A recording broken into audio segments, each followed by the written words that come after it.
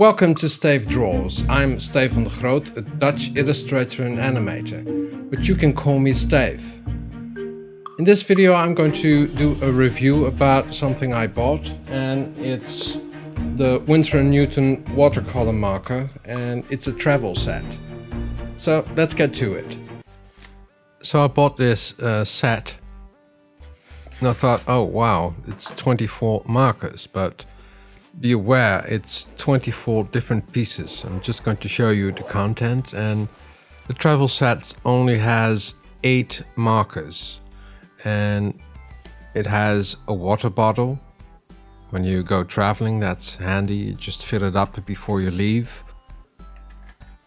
And there's a little plastic bag, and I really didn't know what it was at the beginning, but this is a water bag, and in which you can pour your water. It also has 2 brushes, one Winsor & Newton brush size 0, and it also has another brush, and that's size 4. The travel set also comes with 12 pieces of Arches watercolor paper. Arches is one of the best watercolor papers you can work on. And this travel set comes with 8 different marker brushes. The great thing about these Winsor & Newton watercolor brushes is that they have 2 ends. One is a pen point, and on the other side it's a brush. And the pigments are very strong, and they're light fast, so they won't fade over time.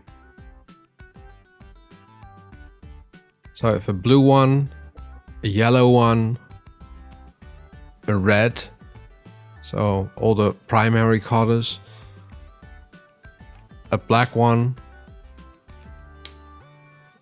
a violet,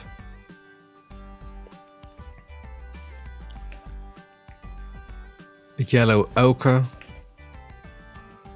a burnt umber, and a sap green one. Now I'm just going to pretend that I'm traveling or I am outside. So I'm going to try and use this bag, but you know, it's straight out of the package, so it's still a little hard to get it into the right shape. So you have to really shape it with your hand to get it standing. And don't know what the strap is for. Maybe you can put it around your wrist. And I'm just going to fill it with the water bottle that comes with the travel set, and I'm going to use this to water down the colors. I'm now just going to test out the colors. Just put it on watercolor paper. This is the red color, but this is a hue, and there are differences between hues and normal colors, and I think the hue is used to blend colors, and this is an alizarin crimson hue, and on the back of the brush you can see the numbers.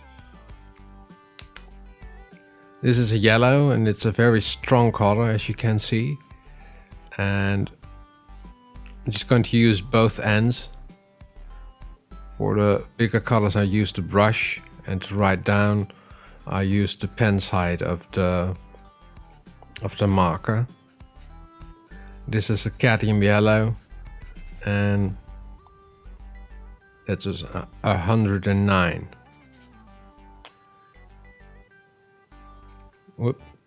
Whoops, wrong side. This is the blue that comes with the set.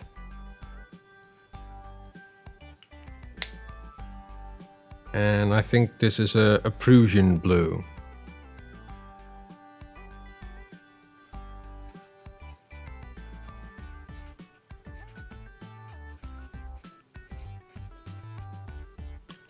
and it's 541.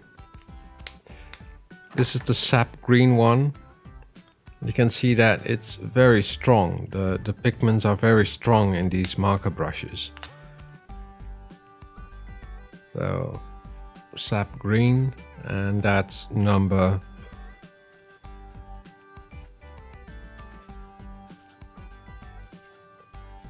599.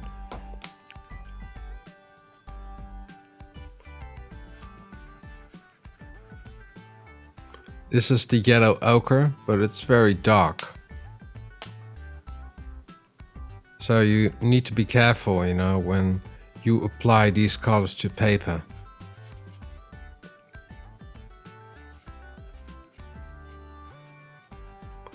This is 744. Winsor & Newton has 36 different colors in the watercolor markers. And this is burnt umber,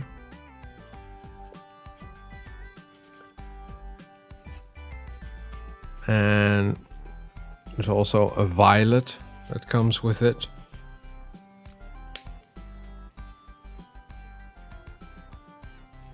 And they're quite dark. So I'm just going to do a test with it on the Arches paper later on, and just see what kind of effects you can achieve with these watercolor brushes. And there's also an ivory black, which is quite dark, of course, because it's black. So these are all the colors in the travel set, and I'm now going to do a test on the Arches paper that comes with the travel set as well.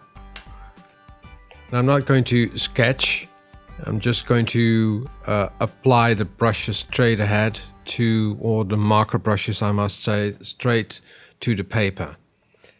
And as you can see, this is the yellow ochre, and it's quite strong. Was quite surprised, you know, to find it, because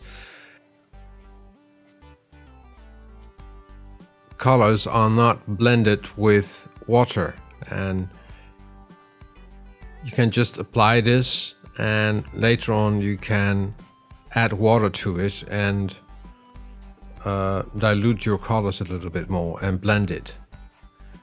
But you also can blend the colors with applying different markers to your paper.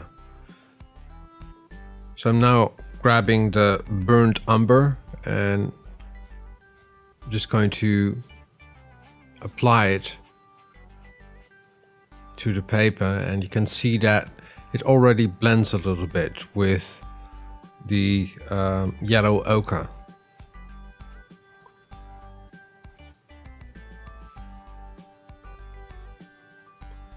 And it feels very nice. The brushes are quite strong, and you can make small strokes, and if you press a little bit harder, you get a bigger stroke.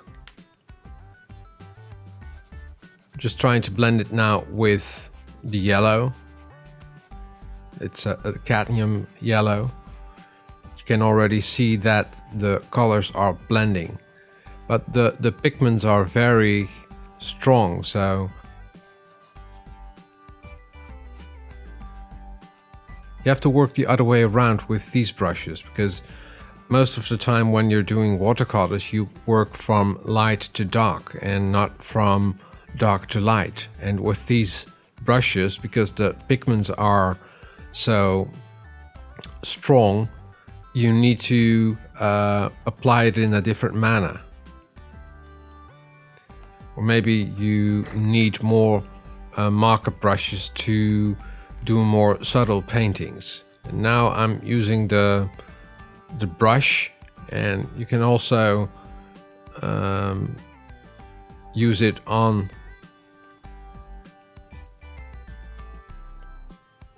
the marker brush and just lift off some colors from the marker brush. And I'm now just blending in the colors, and they're quite rich.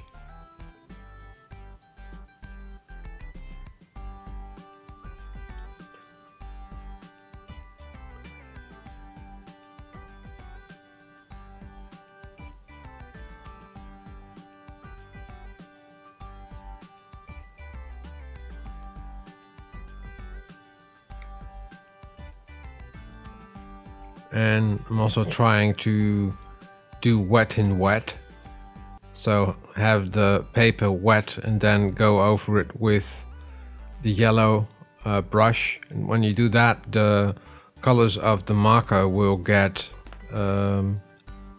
diluted because it has more water to it.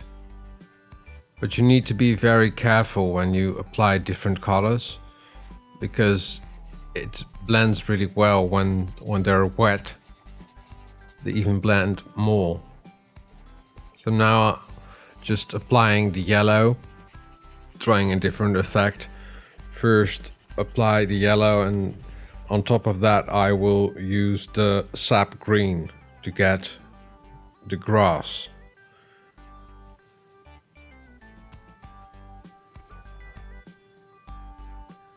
Winsor & Newton also has its own paper for these watercolor markers.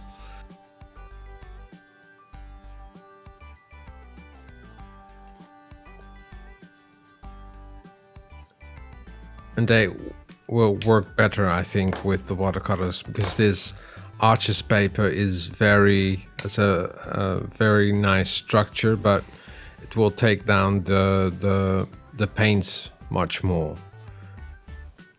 Now I'm going over the yellows in wet with the sap green, and it really blends well because it still has the feel of watercolors, but I think it's just a mix between Copic markers and watercolor. And you just need to test things out. And I'm not quite sure if you can do very subtle paintings with these, or you need to dilute your colors on a plate before you apply them to your paper, but then it's better to use the Winsor & Newton pans.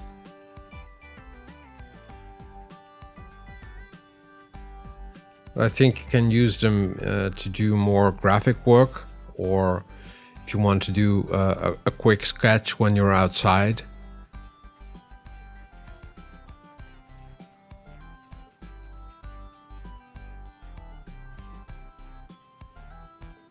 And I'm just painting straight ahead on paper and not doing any sketches. I'm actually sketching with the watercolor markers. And it's nice that it has two sides. Now working with the pen, and that's watercolor as well.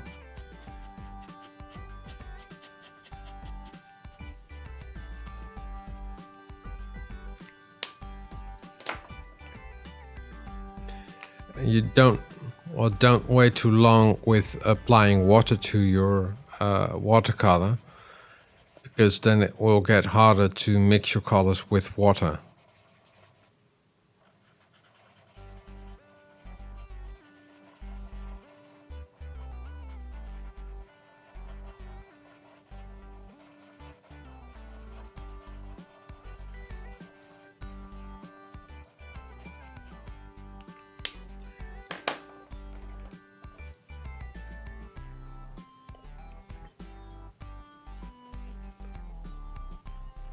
I think if you're working on a structured paper, you need another brush to do the blending with the water, because this brush is a little bit too soft.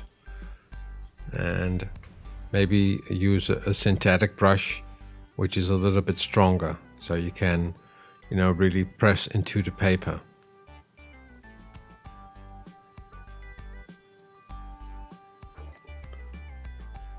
Now that the tree is a little bit drier, I just going over it with the violet to see what happens. And you know, the colors are really strong when you build it up, so you have to be very careful if you want to do a subtle painting with these markers.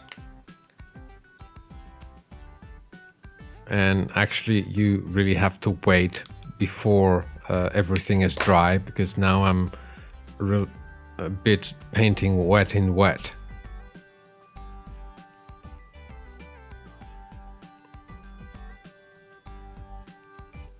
But you can get really nice effects with working with these markers.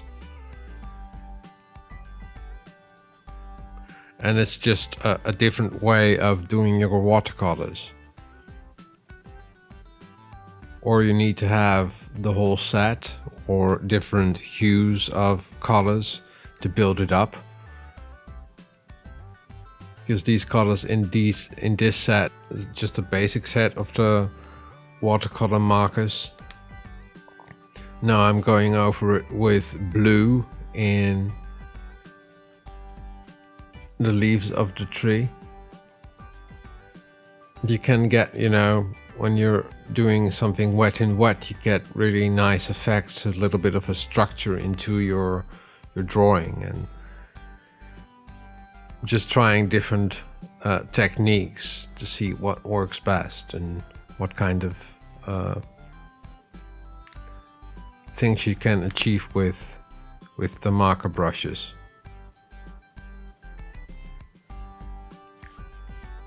I'm going to apply the sky, and you can see on top that it still has a little bit of a green into it, and I think this blue is a little bit too strong to do a sky, because it's already dried up a little, so you still see the strokes you've made, and you don't want that. So if you're doing a sky, it's better to first dilute your colors on a plate and then apply it to your paper.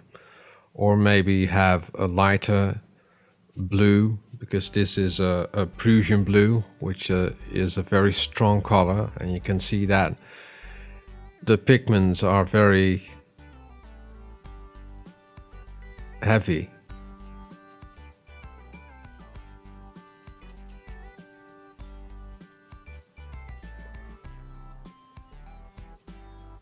I'm just trying to do a little bit of a gradient, you know, to apply more water to the base of the sky.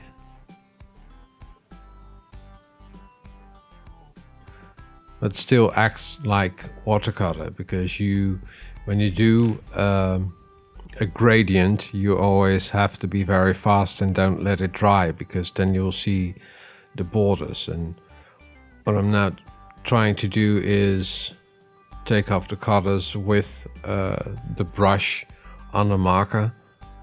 That's a way of doing it. Or you can mix it on a plastic plate or something, so that you can dilute the colors.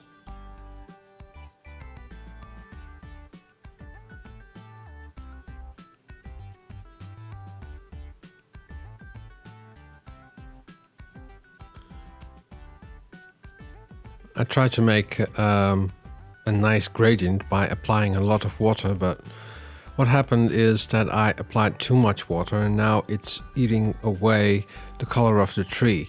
So it's always good practice to have a cloth or some tissues when you're working with watercolors, and then you can take down the colors or correct your mistake.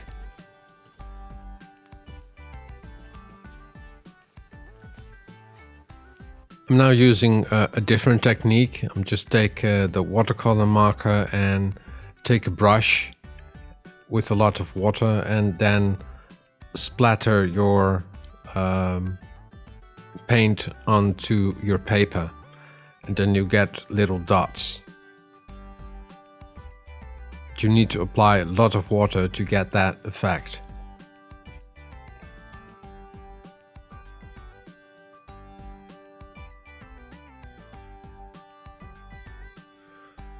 And here's another example of something I did with the watercolor markers, and this is one of my characters called Cubby the Lion, and it was also done with the watercolor markers, and this is a painting of an otter I did.